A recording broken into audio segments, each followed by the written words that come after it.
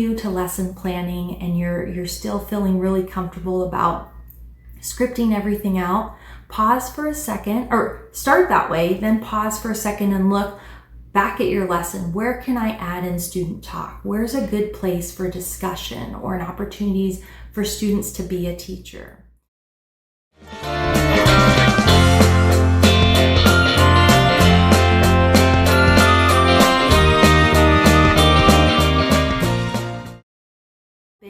Shifts that I made as a teacher was learning to talk less. And confession, I'm a big talker. All of my report cards in elementary school always featured the comment, social butterfly. When I first started my student teaching, it was in a 3rd grade classroom. And much of the teaching was facilitated. The teacher shared all of the information during the lessons. The students sat, they absorbed the information, filled out their worksheets, their notebooks, whatever it may have been. When they were asked to participate, they would raise their hand and share the correct answer. If the correct answer wasn't shared, then the teacher would share it. So that's how I learned to teach. I started creating my lessons, very scripted. This is what the teacher did. And so when I executed my lessons with my class, I was always looking for the right answer. But the problem with this is that it limits student engagement.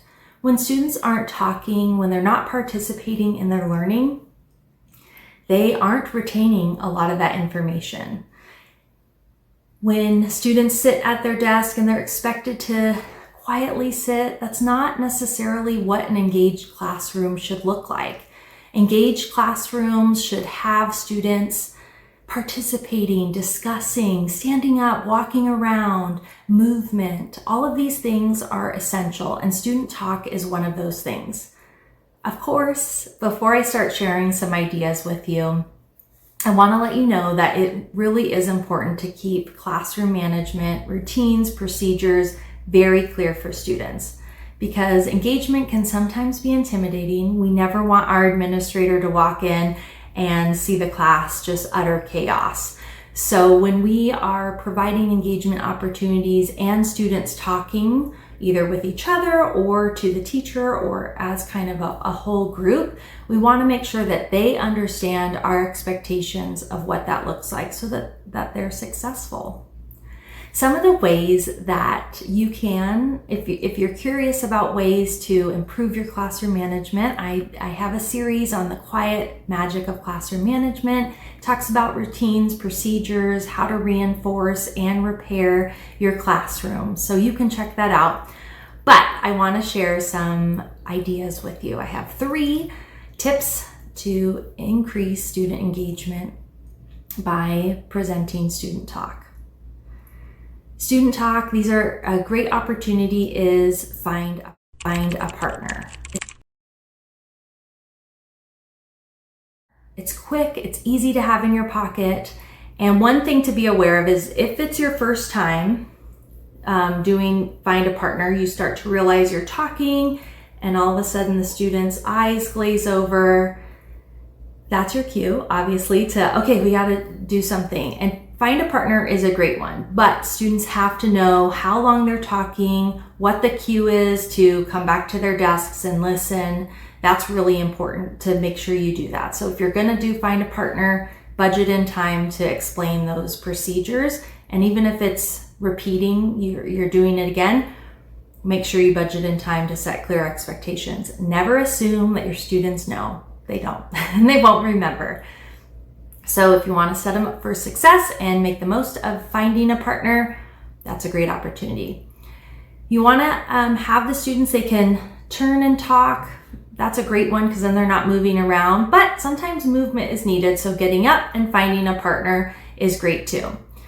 The prompt to give students is not necessarily what's the right answer, what's the answer to this, or what year was this? You want to give them prompts like, what are your thoughts on this? What do you already know about this topic? What's something you're curious to learn about this topic? Is there an experience you have that connects to this topic? Those are prompts. Those are open-ended questions that students can easily talk with. You may want to also share with the students, hey, when we come back, I want a few students to share out some ideas that they heard. And when you share that ahead of time, then they understand that they're going to have to participate. And again, that participation, when you find a partner, it goes from lecture base, kind of absorbing the information, a presentation mode, to a conversation. They're interacting with the topic that's being taught. And so that's a great opportunity. Another strategy is be the teacher. It really flips the lesson on its head. It creates a dynamic that's very unique and different, because students are always the students. They never get to be the teacher. And we all know how much students love to be the line leaders. So to give them the power to be the teacher is a great opportunity. This comes obviously with some guidelines and some suggestions too. There's ways to ease into it before just putting a student in front of the class and having them teach. That's probably not the best for engagement, because you're just changing the person that's in the front. But you want to say, oh my goodness, like, I don't know how to do this problem. Who can help me with this? That may be more for younger elementary or just elementary as a whole. But having the student guide you through solving the problem is a great way. And you can have a few students do it so it's not too intimidating or the whole class. Like if you're able to manage your whole class, they're not going to get too out of control with shouting, no, we don't solve it like that. Then you can have your whole class kind of guide you through the problem. For older students and younger students, it works well too, but it may be more appropriate for older students, is using error analysis. And this is when you present a problem that's been solved incorrectly. Students have to analyze where it was solved incorrectly and then be able to kind of go through the problem correctly. And these are great when you're teaching new concepts, or it provides a way so that students aren't intimidated to get to the right answer. They're able to analyze where this problem went wrong. And then lastly, making connections. So this, you can kind of see it in the find a partner aspect, but if you provide opportunities for students to make connections, how do you connect with this topic? And giving them places to share their thoughts on a topic. So it's not just absorbing information. I know I'm repeating that quite a few times, but that's where really student talk changes things. They're no longer just sitting and listening. They're actually processing it, relaying it to what they're learning. When students connect, this is so important. They are more likely to remember that information. Think of all the projects, the things that you did as a student where you were able to kind of put your own effort into it and make something of it. And maybe you got to present it too. That is so, so important and powerful. When students connect to things, they make meaning of their learning, that is where real learning and it sticks. Learning's gonna stick and become memorable for students. So providing these opportunities for students to talk in your classroom is really important. So if you're new to lesson planning and you're still feeling really comfortable about scripting everything out, pause for a second, or start that way, then pause for a second and look back at your lesson. Where can I add in student talk? Where's a good place for discussion or an opportunities for students to be a teacher?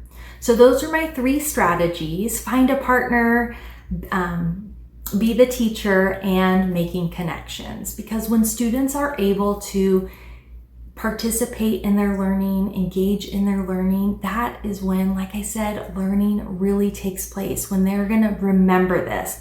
And it gives them an opportunity to actually enjoy learning. When we're just sitting and listening, it's hard to just be fascinated on a topic that we don't have any interest in.